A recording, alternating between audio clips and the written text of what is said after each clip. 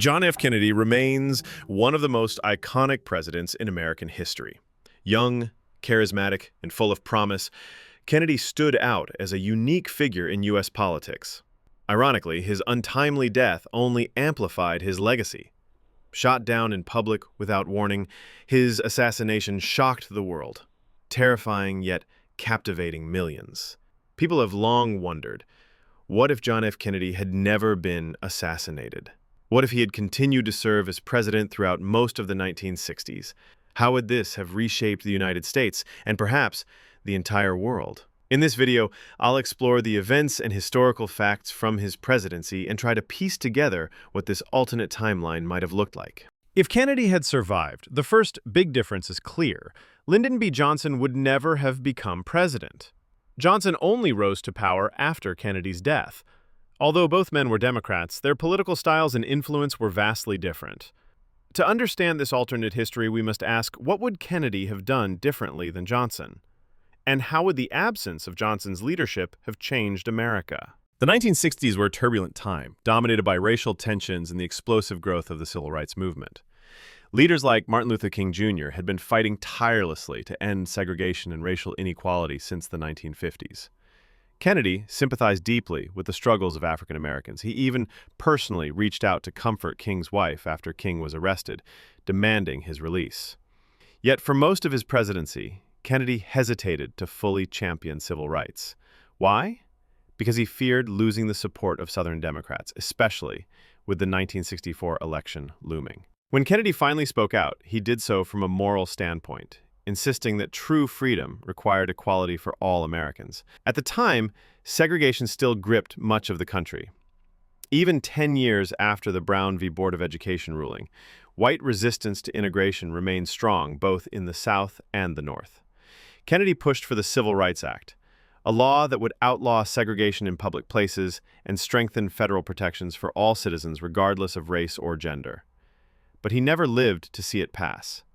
After his assassination, Johnson took up Kennedy's torch, vowing to pass the bill in his honor.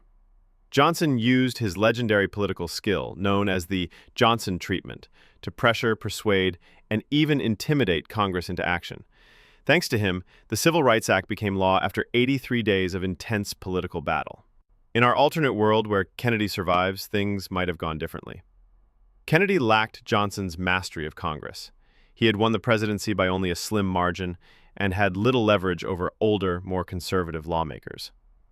Without the shock of his assassination to rally support, the Civil Rights Act could have stalled indefinitely, or been watered down beyond recognition. As a result, the civil rights movement might have faced greater obstacles, leading to more protests, more violence, and an even bloodier struggle to end segregation. Moreover, a weaker Civil Rights Act would have slowed down other reforms. Title IX, protections against gender discrimination, and voting rights measures might have been delayed by years. Federal enforcement of desegregation in schools and workplaces could have remained inconsistent, leaving many communities stuck in the Jim Crow era well into the late 1960s.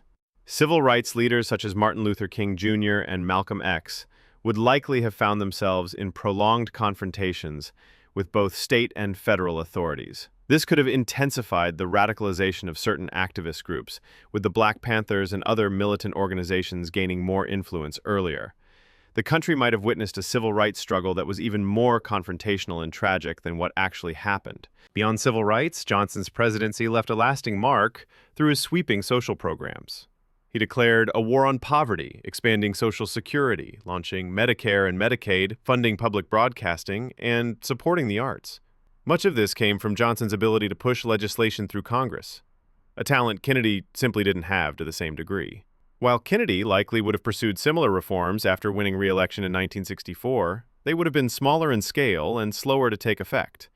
For example, Medicare and Medicaid might not have been enacted until the late 1960s or early 1970s, leaving millions of elderly and low-income Americans without health coverage for much longer. Johnson's Great Society programs dramatically reshaped the social safety net. Without him, poverty rates may have declined more gradually, and cultural funding, like support for public television and the National Endowment for the Arts, might have been minimal.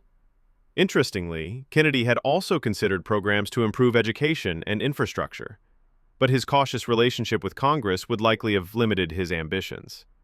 The urban renewal projects that expanded under Johnson might have remained incomplete, leading to more unrest in struggling inner cities. On foreign policy, the question of Vietnam looms large. Would Kennedy have escalated the war like Johnson did, or would he have avoided the disastrous conflict altogether? During his presidency, Kennedy distrusted his military advisors and resisted their calls for aggressive action. He avoided turning crises in Laos and Cuba into full-scale wars, preferring diplomacy over reckless escalation. This suggests that in our alternate history, Kennedy might have resisted sending large numbers of U.S. troops into Vietnam. He understood the risks of a drawn-out war and would likely have sought ways to contain communism without getting trapped in a costly conflict. Still, even without escalation, South Vietnam may have fallen to the north. If that happened, Kennedy would have been remembered as the president who lost Vietnam. But despite the political fallout, countless lives, over 60,000 American soldiers, and millions of Vietnamese civilians might have been spared. Without the Vietnam War, the relationship between the American public and their government would have been very different, free of the deep distrust that the conflict created. Furthermore, the absence of a major Vietnam conflict would have altered global dynamics. Without America's deep involvement in Southeast Asia, U.S. resources could have been redirected toward domestic programs or a stronger presence in Europe. The Soviet Union might have faced a more unified NATO during the late 1960s, and China's rise as a power broker in Asia could have been delayed. The Cold War might have remained tense, but with fewer casualties and less internal division within the United States. The cultural impact of Kennedy's survival also cannot be ignored.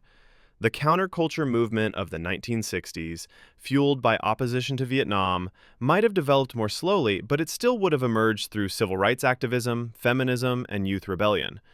Without a draft sending thousands of young Americans to war, protests like the massive marches on Washington or the clashes that led to the Kent State shootings in 1970 might never have happened, or at least not with the same intensity.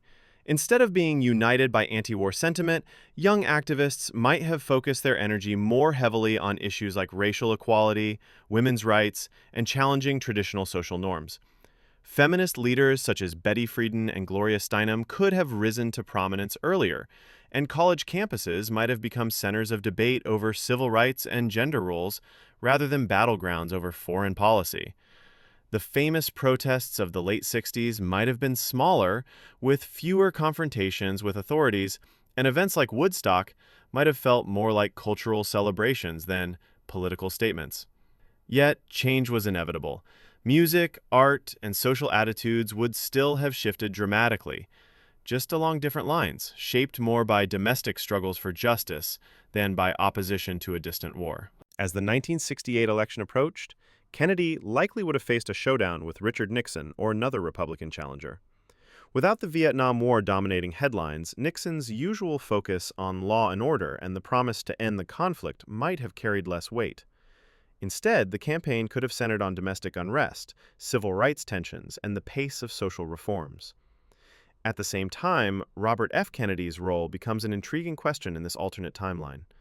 In our reality, he entered the race after Johnson's withdrawal, but with his brother still in office, he might have chosen to remain in the administration or challenge JFK's policies from within the party, potentially reshaping the Democratic platform. If John F. Kennedy managed to avoid the quagmire of Vietnam while making modest progress on civil rights and poverty, he might have left office with high approval ratings and a strong chance at re-election. Alternatively, if reforms stalled and South Vietnam still fell to communism, Nixon, or even another rising Republican figure, could have seized the moment and won in 1968 regardless. So why does Kennedy still matter so much today, even though he served only 2 years? Because he represented hope, a vision of a brighter future for America. His dream embodied the American dream itself. But his tragic assassination shattered that vision, leaving the nation to face the harsh realities of the 1960s and 70s. Racial unrest, cultural upheaval, and a loss of trust in leadership. Had Kennedy lived, perhaps the U.S. would have experienced less turmoil, or maybe it would have faced different challenges altogether. We can never know for sure. What we do know is that his survival would have changed history in profound ways. This is just one possibility among countless alternate timelines. So, what do you think? How would the world have looked if Kennedy had lived? Let me know in the comments, and don't forget to subscribe and stay curious for more what-if scenarios.